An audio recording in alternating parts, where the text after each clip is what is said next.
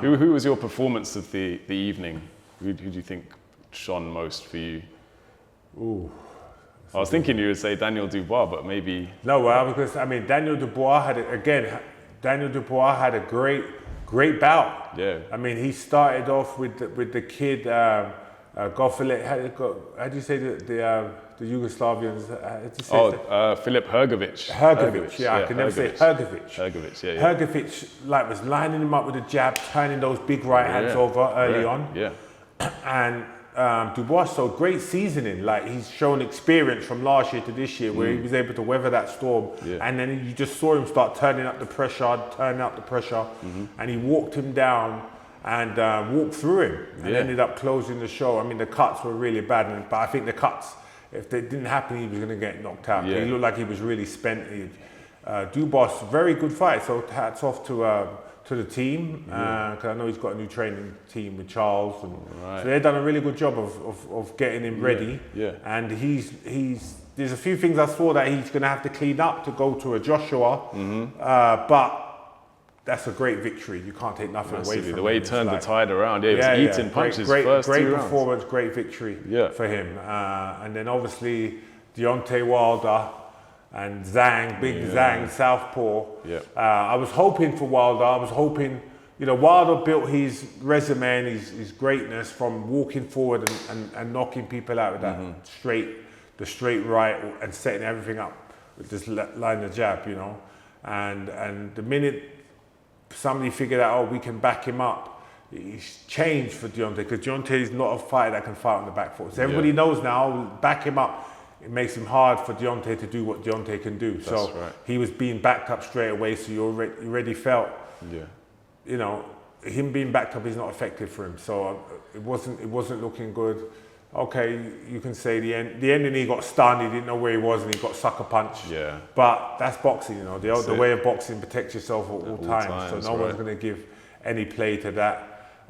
So I feel sorry for him, but unfortunately, as it happened with me, in fact, Deontay was my last. He's the one that put me into retirement. That's right. And unfortunately, that's the way it ends for most fighters.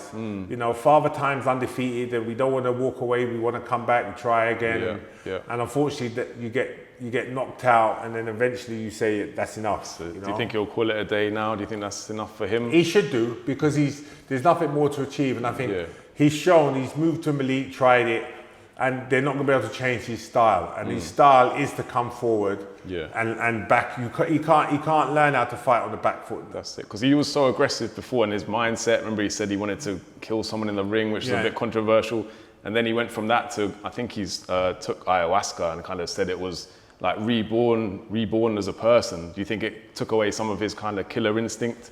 Or do you just think it's just we all go through that. We go through that place where when you lose your first fight, you lose your invincibility a little bit, because you just feel like you're unbeaten, and you're not believing in the hype, but you're just believing in yourself because you've had all these victories.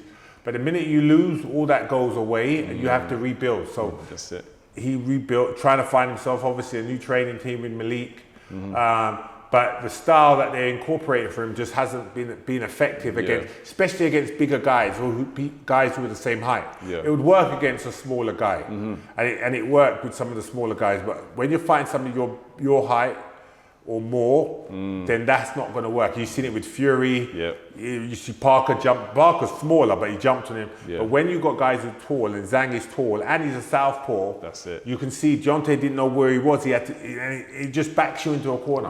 And unless you're coming out firing with that jab and the right hand, it's going to make it difficult. Fair play to him. Incredible legacy, like those Tyson Fury fights. He's done it all. You can't Olympic bronze medalist. That's right. Turned pro raw, really wild. Made a lot of money. He changed his life financially, changed it for his daughter. I mean, that was his why. He came in for his daughter and her medical conditions, and he turned his life around. He didn't finesse it, but he won lots of. He defended his title many times, and he's changed his life. And he should walk away with his head high. Definitely. Let's go back to Daniel Dubois for a minute there, because I saw today that Frank Warren says they're in talks with Anthony Joshua's camp now about Dubois against Joshua at Wembley Stadium, September the 21st, I think it is. That could be a huge fight. It would be a great fight. I mean, Dubois, even though I don't put him as a favourite against Joshua, he's coming on in leaps and bounds, and from the fight where he boxed Usyk, he would have gained a lot of confidence from it. Even though he lost, he would have gained a lot of confidence. Yeah, he did well in that fight. I mean, great body shot. He done well in the fight. He was competitive. Very much. It wasn't one way. No. The fight with Hrgovic. Yeah. He's weathered the storm early on. Same with Jarrell Miller. He kind of had that same. Miller the same. Miller the same. And so he's becoming into a seasoned heavyweight. Yep. He's only young, 26. So he's getting this belief. He has a camp around him that believes in him. He believes in his team. And so him against Joshua, he ain't going to go in there in any fear. He's got nothing to lose, everything to gain. That's right. So it's a fight worth watching for sure. Yeah, because he had some kind of slander against him, after the Joe Joyce fight. People call him a quitter and things like that. Do you think he's put that to bed now? Yeah, definitely. I think forget what the other people are saying. It's all about what you. Even for himself, he had to prove it for himself. And I think he's ticked off those boxes now. That's a long way away now. Yeah. And these fights that he's had and these victories and the learning that he's had, he's moved himself into contender status. So he deserves a shot. If he fights that, nobody can complain, because Hrgovic was definitely going to get that shot if he won. True. So you got to say Dubois deserves it. Why not? Yeah. What did you said? You saw a few things in his technique and in his style that need tightening up. There's a few things. Yeah, there's a few things. Like, I'm very technical. Yeah, he was using a double jab a lot, wasn't he? The corner was. Yeah, the double jab, but just like technically, the hands have got to just come up just a little bit. You can get off the line, but you just want to you want to like roll your shoulders. You don't want to stay here. You don't want to stay here. You want to stay here. It's the difference between here and here. Because a guy throws a quick punch and they're coming over the top, he's going to catch you. Yeah. So you don't want to have it here, and you want to just.